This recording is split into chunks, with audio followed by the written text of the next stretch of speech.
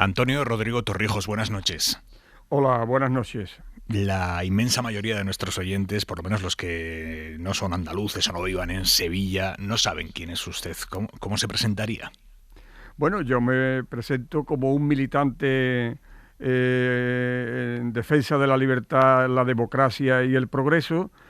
Soy miembro de Izquierda Unida y he sido, aparte de dirigente sindical en comisiones obreras en distintas etapas, hasta miembro de la Ejecutiva Confederal, etcétera, Ujú. y finalmente primer teniente de alcalde en la ciudad de Sevilla por el Grupo Municipal de Izquierda Unida.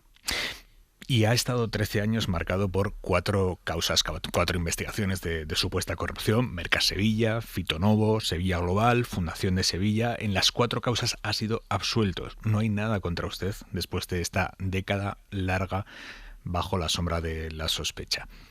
¿Cómo se vive algo así? Bueno, pues se vive con cierta perplejidad.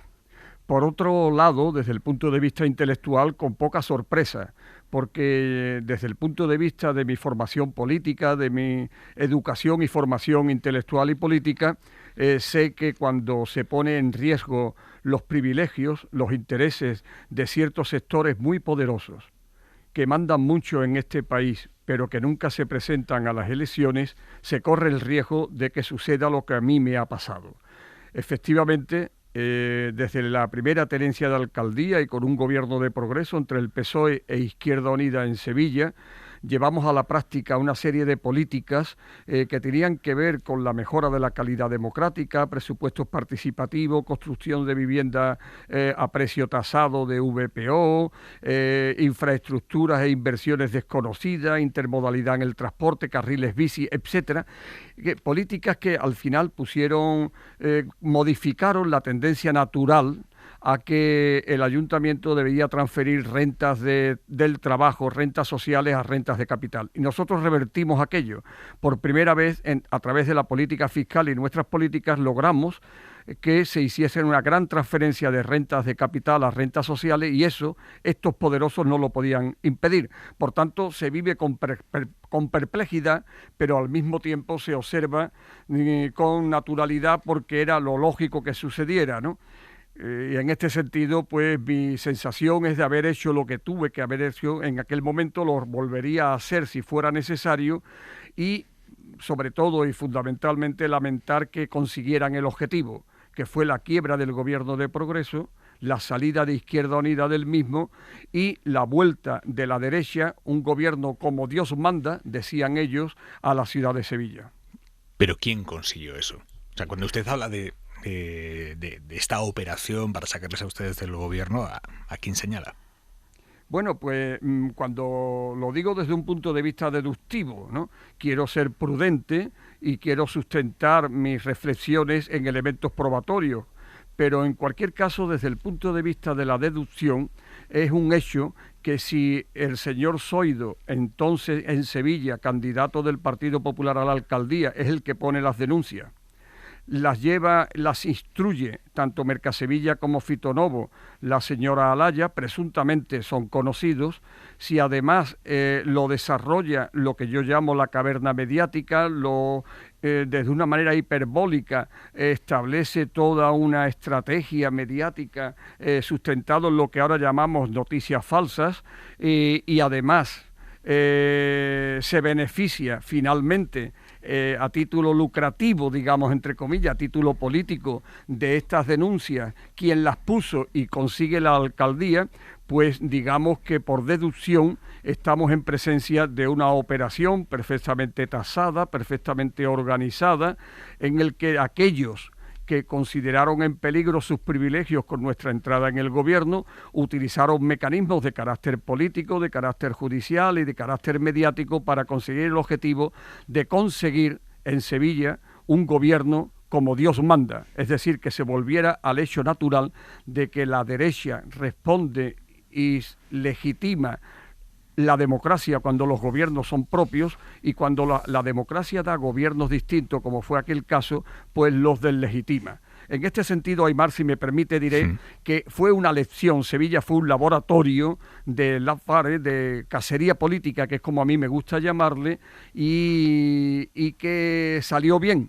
Y ahora en este escenario actual, 13 años después, se está repitiendo en otro escenario, con otras condiciones, pero en el mismo objetivo y con los mismos mimbres, se está urgiendo una nueva cacería política contra el gobierno de coalición, considerándolo ilegítimo, y yo creo que no la izquierda solo, sino todos aquellos que nos reclamamos de la libertad, de la democracia, de la defensa de la convivencia, debiéramos tener claro que cacería política, que este modo execrable de usar la política para eliminar a un adversario, no todo vale en política, debe acabar, debe ser un punto y final y nunca más repetirse este tipo de prácticas. Usted habló con Zoido cuando él era el candidato del PP a la alcaldía de Sevilla que ocupaban ustedes, bueno, en coalición PSOE Izquierda Unida, y Zoido iba presentando estas denuncias. ¿Usted habló con él alguna vez y le dijo, oye, es que yo no tengo nada que ver con esto? No, sí, efectivamente, hablé con él, pero fue a la inversa. Él fue en un acto del Consejo de Administración del Patronato del Alcázar de la ciudad de Sevilla. Él me llama, me hace un gesto, los dos éramos miembros, me hace un gesto y me acerco y me dice, mira, que sepas que yo sé que tú no tienes nada que ver con esto. Le digo, bueno, pues entonces retira Juan Ignacio la denuncia, ¿no? Y me dice, no, tú ya sabes cómo es la política, cómo son los jueces. Y yo le dije, mira, la política para mí es otra cosa. Yo te podré combatir, y de hecho lo hago políticamente, pero nunca haré una denuncia falsa a sabienda de que lo es. Me sorprendió el talante, la actitud tan cínica de este señor, del señor Zoido, que sabiendo, como a mí me reconoció en aquel Consejo de Administración, que no tenía nada que ver, mantuvo la denuncia a sabienda de que era falsa. Y una vez que usted ha quedado limpio de polvo y paja de estos casos, ¿ha hablado con él? No, él no he vuelto a hablar con él. Yo esperaba que, en fin, como pasa en las relaciones, en la convivencia entre personas civilizadas, entre gente democrática, pensaba ingenuamente que el señor Zoido me iba a pedir excusa, me iba a pedir perdón, ¿no? No ha sido así. Para pedir excusas, yo lo he hecho muchas veces, cuando te equivocas hay que ser grande. Y el señor Zoido es una persona, a mi entender, bastante mediocre y por tanto no va a tener esa grandeza de reconocer en privado o en público que aquello fue un error, en el mejor sentido del término, y pedir excusas por ello. No creo que lo haga. Hubo momentos muy llamativos durante todos estos años, por ejemplo, cuando la jueza Alaya le imputó en uno de los casos 3 días antes de que los sevillanos votaran en unas elecciones municipales a las que usted se presentaba a la reelección. ¿Le guarda rencor a la jueza Alaya? Bueno, me enseñó la vida política desde hace muchos años. Yo soy militante desde muy joven en la lucha contra la dictadura y posteriormente por el fortalecimiento de las libertades, la igualdad y los derechos. Me enseñó la vida que guardar rencor genera dependencia y por tanto no le concedo a la señora Alaya ni siquiera ese privilegio. Es decir, no quiero guardar dependencia. Yo, es más, le deseo a la señora Alaya que no padezca en su vida ni un 1% de lo que ella, con sus fallidas instrucciones, me ha provocado a mí, a mi entorno, a mi familia y a mi organización política.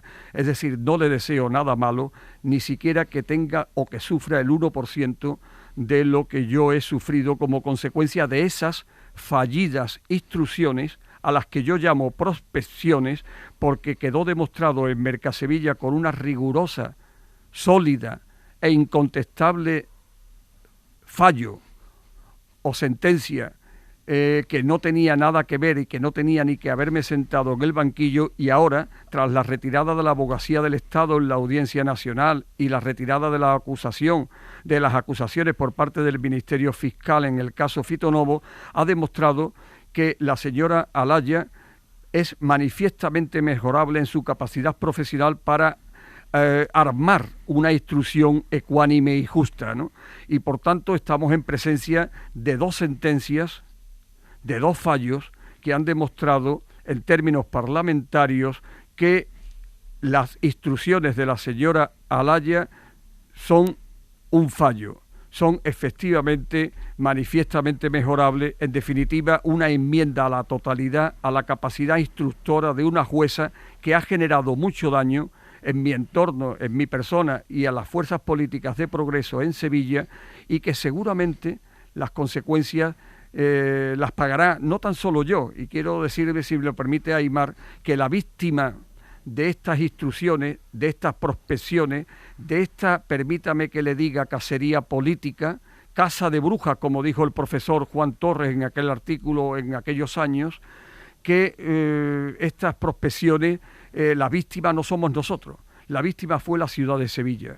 La víctima fueron los ciudadanos sevillanos, que estaban disfrutando de un modelo de ciudad que se abría camino por fin después de muchos años, mediterránea, igualitaria, habitable, con criterios de distribución equitativa, fiscales y sociales, y que fueron interrumpidas de manera brusca y de manera grosera por la intromisión de esta estrategia que llaman ahora Lafare, insisto, y yo le llamo cacería política. Esos fueron las víctimas, los sevillanos fundamentalmente. Hábleme de lo que padeció usted. Ha mencionado también a su familia. ¿Cómo se vive lo que llamamos la pena de telediario? ¿Cómo se vive eso desde dentro?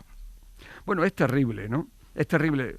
Bien, es verdad que la vida a mí me ha hecho firme, soy una persona, creo, de convicciones sólidas, soy una persona de ideas firmes, así me educaron, pero a pesar de ello fue muy duro. Yo he tenido que afrontar casualmente también en estos procesos un cáncer de estómago, un adenocarcinoma gástrico que me tuvieron que quitar. Estuve, por ejemplo, en las sesiones de Mercasevilla, recibiendo radioterapia en las mismas sesiones, vamos, entre sesión y sesión recibía radioterapia.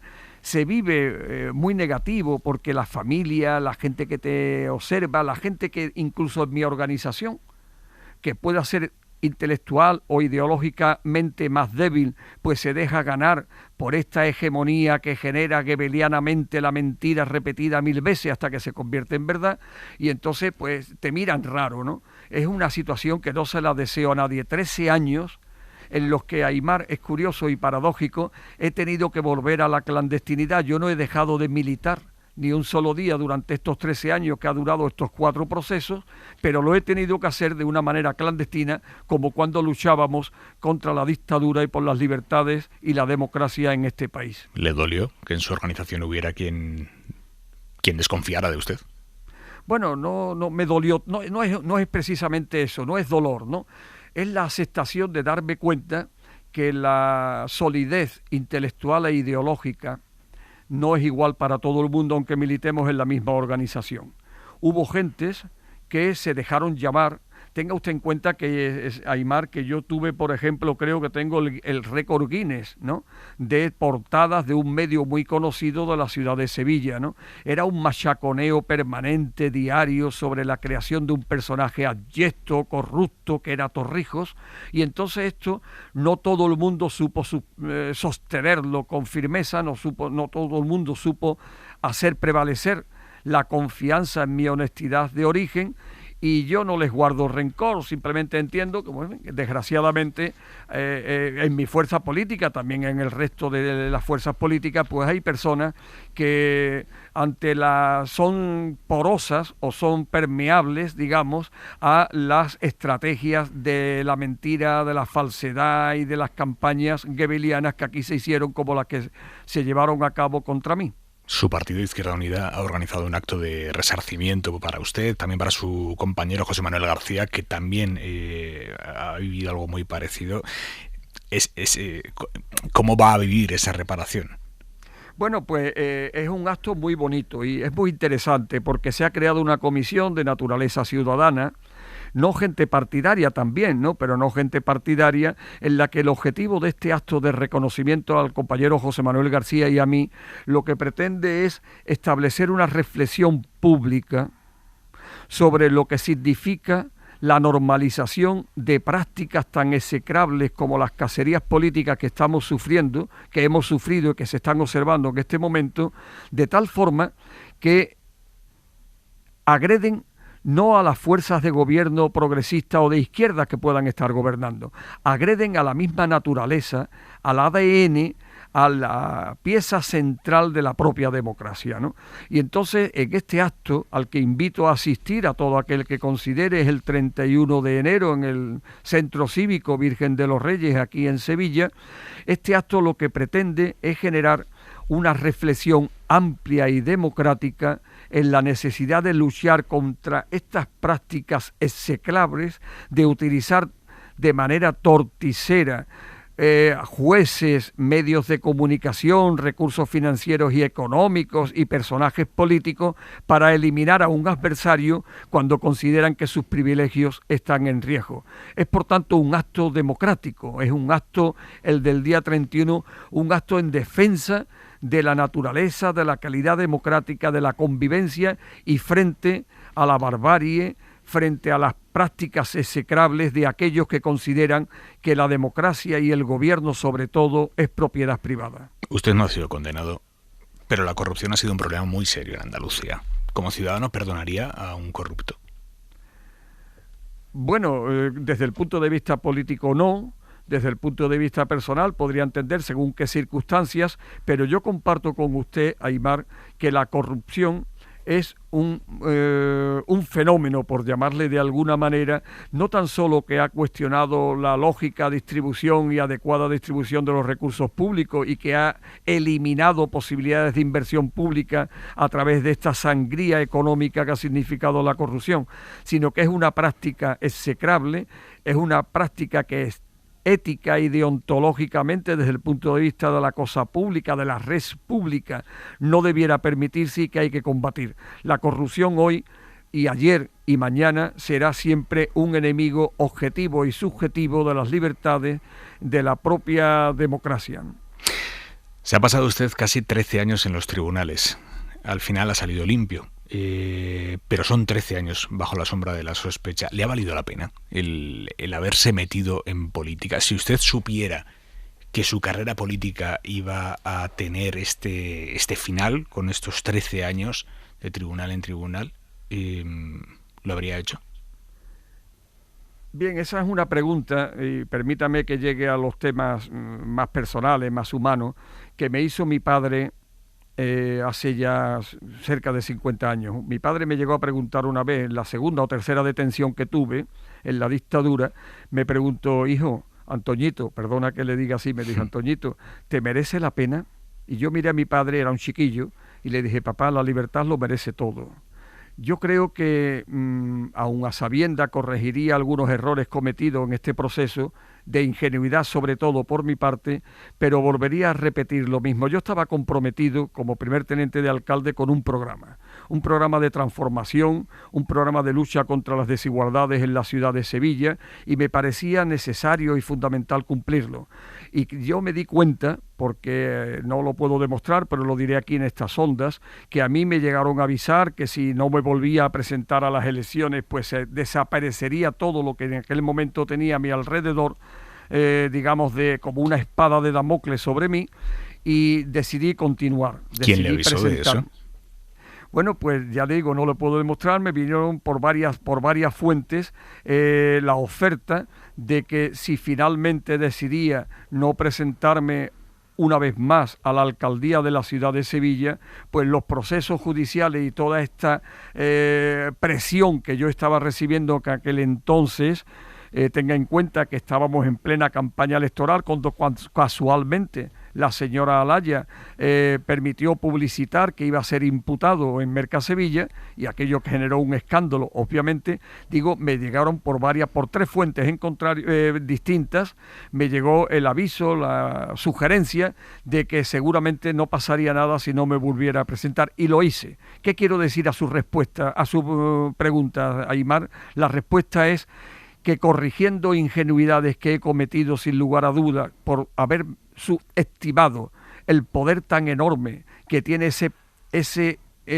los promotores, los financieros, los grandes empresarios, que son capaces de generar un poder y un instrumento tan fuerte como el que crearon contra nosotros y contra mí en particular, a pesar de eso y modificando las ingenuidades, de decirle, seguramente en mi casa me lo criticarán, que si tuviera que volver a hacerlo lo haría. Yo estaba comprometido con nuestra gente, estaba comprometido con nuestro proyecto, con nuestras ideas, estaba dada la palabra. Yo sé que esto puede parecer muy decimonónico, muy añejo, muy anacrónico, pero es así para una persona de palabra como yo, estaba comprometido con nuestro programa y volvería a serlo. Sí, Aimar, a pesar de todo, merece la pena defender los intereses de los más vulnerables, siempre merece la pena.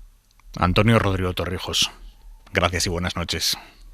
Muchas gracias a vosotros, buenas noches y ya digo, cacería política nunca más.